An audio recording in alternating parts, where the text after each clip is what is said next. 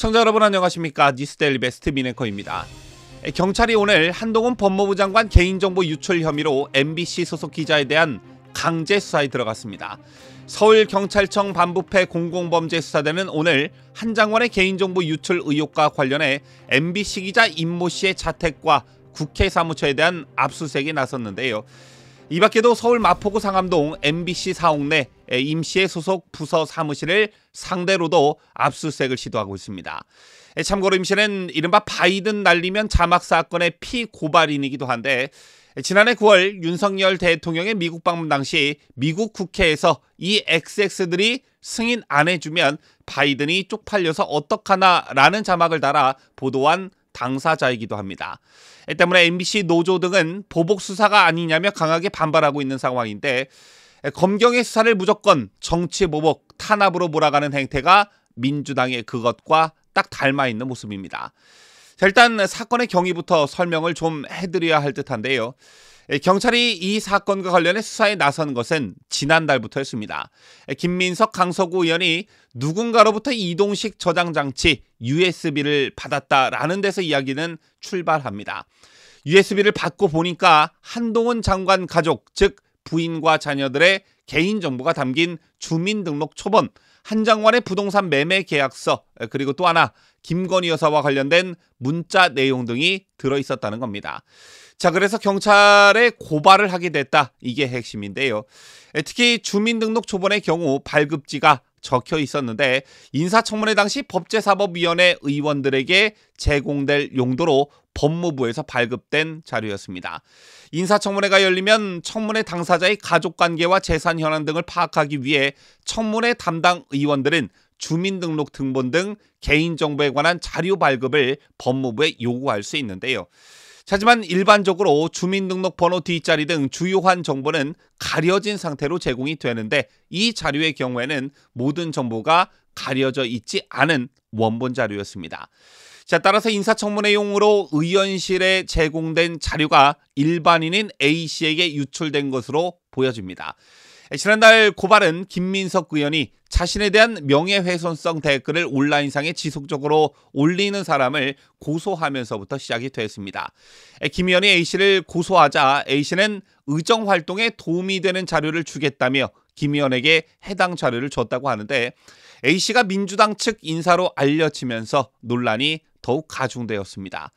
자, 그렇다면 이른바 한동훈 개인정보 유출 사건과 MBC, 특히 MBC 임모 기자와의 접점은 무엇이냐? 이게 오늘 경찰이 압수수색을 시도한 이유이기도 한데 지난해 4월 한동훈 법무부 장관의 인사청문 관련 자료를 MBC 임 기자가 메신저 프로그램을 통해 타사 기자에게 전달했고 이 자료에 한 장관과 관련한 개인정보가 담겨 있었다는 것이 경찰의 시각인 것입니다.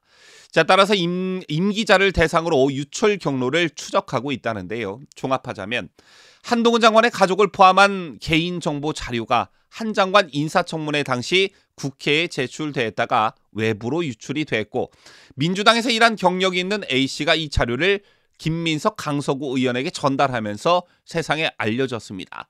자, 그런데 알고 보니 이 과정에 MBC 기자 임 씨가 연관돼 있다, 연루됐다라는 것인데요. 자, 그렇다면 해당 사건에 대한 수사의 목표와 방향은 그 자료를 가지고 있었다는 사람으로부터 출발해야 맞는 것이고 그 사람과 관련된 곳을 압수수색하는 것은 너무나 당연한 일입니다. 하지만 MBC 노조 등은 언론 탄압이라며 강하게 반발하고 있는 상황입니다. 앞서도 말씀드렸지만 검경이 뭐만 했다 하면 야당 탄압, 보복 수사 운운하는 것과 닮아도 너무 닮은 모습인데 얘들이 좀 뭐라고 항변하나 들여다보도록 하죠. 민노총 소속 전국언론 노동조합 MBC 본부는 입장문을 내고 기자 개인의 개인정보 유출 혐의로 MBC 뉴스룸을 압수수색하는 것은 과잉 수사임이 분명하다며 사건 발생은 이미 1년이 더 지난 시점이고 기자 업무의 특성상 모든 업무는 개인 노트북 등을 통해서 이루어지며 뉴스룸 내에서는 특정 개인의 공간이 없다. 결국 개인정보의 대상이 한동훈 장관이라는 점 또는 유출 혐의자가 MBC 소속이라는 점 등이 고려된 과잉 수사라고 볼 수밖에 없다. 이렇게 비판했습니다. 개인정보 대상이 한동훈 장관이라 이 야단 법석을 떤 것이고 유출 혐의자가 그동안 윤석열 정권과 척을 저은 MBC이기 때문에 그러는 것 아니냐는 것인데요. 자, 그러면서 MBC 노조는 해당 기자가 지난해 9월 윤 대통령의 비속어 욕설 파문 등을 보도해 피고소, 피고발인이었다는 점에서 보복 수사 가능성도 배제할 수 없다며 더욱이 뉴스룸을 압수수색하면서 이번 수사와 관련 없는 정보도 무차별적으로 수집해 별건 수사가 이루어질 가능성도 있다고 상상의 나래를 펼쳤습니다. 자, 언론사에 대한 수사기관의 압수수색이 논란이 되었던 적은 지난 과거에도 간혹 있었습니다. 대표적으로 가장 최근엔 2020년 채널A에 대한 검찰의 압수수색이 있었는데요. 채널A 이모 기자가 유시민 노무현재단 이사장을 취재하게 된 경위와 관련한 자료들을 확보하기 위함이었습니다. 또 그 이전엔 2018년 경찰의 TV조선 압수수색 시도가 있었습니다. 당시 경찰은 드루킹 사건을 취재하던 기자가 드루킹 김동원 씨가 운영하는 출판사 사무실에서 태블릿 PC 등을 확보한 것과 관련해 TV조선에 대한 압수수색에 나섰었는데요. 어쨌든 언론사에 대한 압수수색이 있을 때마다 언론 자유 침해 논란이 일었었고 언론사 관계자들과 기자들이 압수수색을 물리적으로 가로막으며 실제 압수수색 집행이 성공했던 적은 손에 꼽을 정도입니다. 하지만 현행 형사소송법에는 언론의 자유침해를 이유로 언론사가 수사기관의 압수수색을 거부할 근거는 전혀 없습니다. 취재 행위와 범죄 행위는 명확히 구분돼야 맞는 것이고 또 취재 과정에서 적법하지 않은 방식으로 즉 불법 행위를 동반한 취재가 이루어졌다면 수사기관의 수사를 받는 것은 너무나 당연한 일입니다. 즉 언론사가 성역이 될 수 없다는 것이죠. 그리고 또 한 가지, 좀 전에 보도해드린 민노총사나 MBC 노조의 입장문에서도 언론 탄압이라는 문구가 자주 등장하던데 탄압이라는 단어 앞에 언론이라는 단어만 바뀌었을 뿐 작년 10월에도 야당 탄압이라는 말이 화두가 되었던 적이 있었습니다.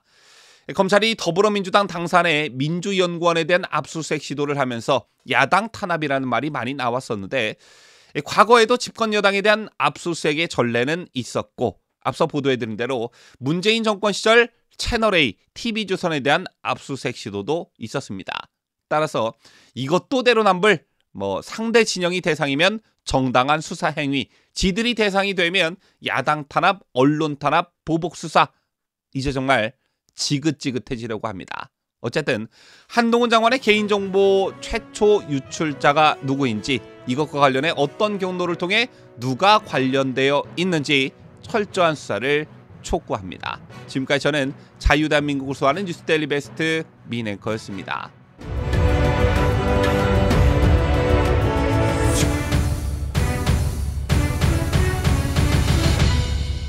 함께해요. 뉴스데일리 베스트.